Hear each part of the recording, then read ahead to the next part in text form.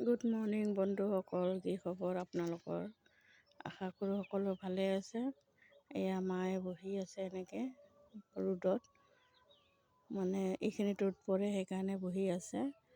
আৰু লগতে আমাৰ এই ঘৰখন হোৱা নাই, পূৰা কমপ্লিট কৰিব পৰা নাই। আৰু এতিয়া লগতে মোৰ ছুটি শেষ হৈ গ'ল। আৰু আহিছিলোঁ মই ছুটীত, 2 সপ্তাহ হৈ গ'ল ছুটী লৈ আহিছিলোঁ।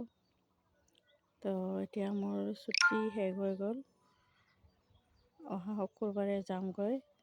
সেয়েহে এয়া অলপমান ভিডিঅ'খিনি কৰি লওঁ। পিছফালে ঘৰ এটা আছে, মাটিৰ ঘৰ। এইটো ঘৰত আগতে মাহঁতে থাকিছিল। এয়া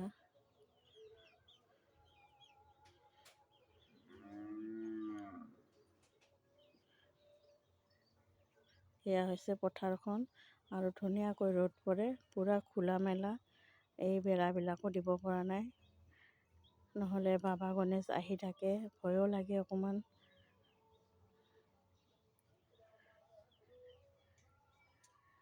এয়া হৈছে আমাৰ এজনী খুৰীৰ ঘৰ।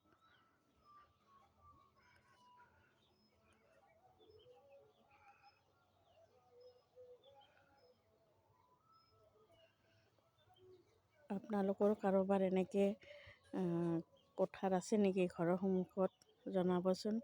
এয়া আমাৰ পথাৰখন পূৰা এটা সময়ত আমাৰেই আছিল, কিন্তু বিক্ৰী কৰি দিছে দেউতাহঁতে।